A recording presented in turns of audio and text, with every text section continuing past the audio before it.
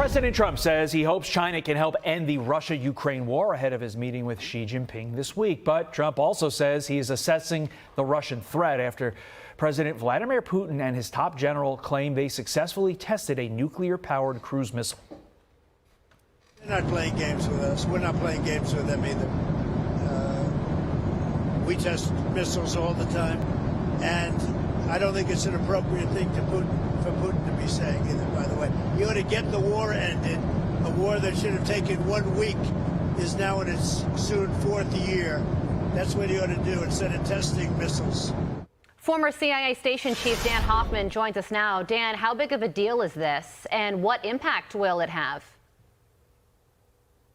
Well, I think it's worth remembering that China and Russia signed their no-limit strategic partnership back in February of 2022. There's really three components there. First, an ideological one. Both Putin and Xi are ruthless dictators, and so they see eye to eye on how to run their countries internally and aggressively overseas. There's an economic component because Russia needs to import dual-use military technology from China to keep their army supplied with what they need to carry on their invasion of Ukraine. And Russia exports hydrocarbons to China, which is really important for China's economy. And then there's a strategic component where both Russia and China want to limit the United States' ability to project power overseas. For Russia, obviously, that means in Europe, and for China in the Pacific.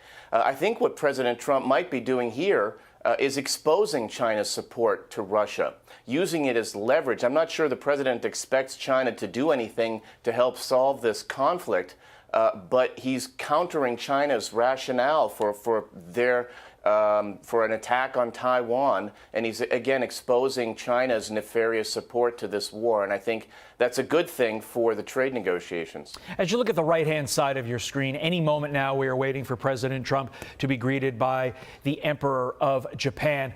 But I want to go back to the missile that Russia is bragging about. Do you believe the hype coming out of the Kremlin about this nuclear-powered missile? And if so, should we be concerned here in the U.S., not just for the warhead part of it, Dan, which obviously would cause a nuclear catastrophe, but also the fact that it is nuclear powered. And oftentimes, you know, mistakes happen, problems happen, and there could be ultimately fallout, no pun intended.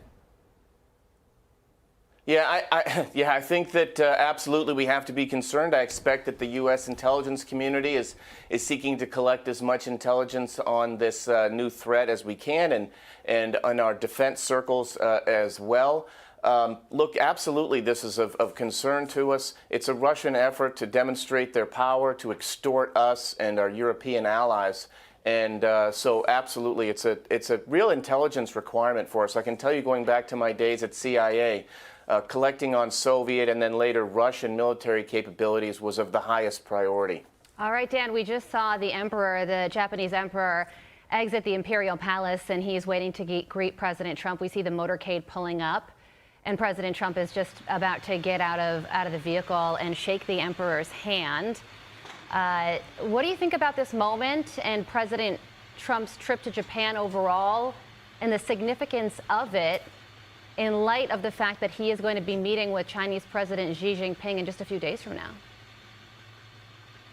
Yeah, I think it's a really powerful image, and this is a demonstration of presidential power. When the president travels overseas and meets with our most important adversaries like China, as well as our key allies like Japan, it's a powerful demonstration of the power that our country holds in the world. The president is making an extraordinary trip here and hitting on all the key issues, the key national security issues for our nation. Japan is such a critical ally in the Pacific. We've got extraordinarily close economic ties, and we rely on one another to deter China from aggressive action in the region. And so this is a really important image, and important for the president that he's getting out and making another trip. It's a whirlwind tour. There will be no cameras inside as the president meets the emperor and they discuss whatever they are going to discuss. So we're going to move on to other issues. Specifically, we have this situation which I can't seem to get past, Dan, and I would like your thoughts on it. How tough is it diplomatically to need your number one adversary, in this case, China, to help you end a war involving what arguably is your number 2 adversary in Russia. How do you square that circle, Dan? Yeah, I think the president understands that that circle isn't going to be squared. But I really believe the president understands that highlighting China's role in supporting the most destructive land war in Europe is of benefit to the United States, because one thing we're trying to do is drive a wedge between Europe and China. Europe relies on China for their trade, and China's been taking advantage of them.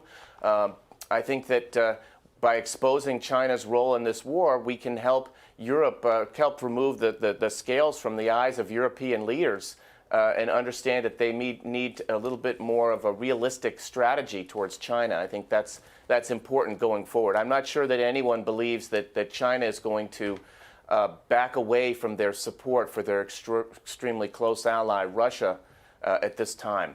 Yeah, and because of China, Japan really relies on the United States as a security guarantor, so they are going to be rolling out the red carpet for President Trump, and President Trump's meeting with the emperor is part of that 5-star treatment. Former CIA station chief Dan Hoffman, we thank you for joining us this morning.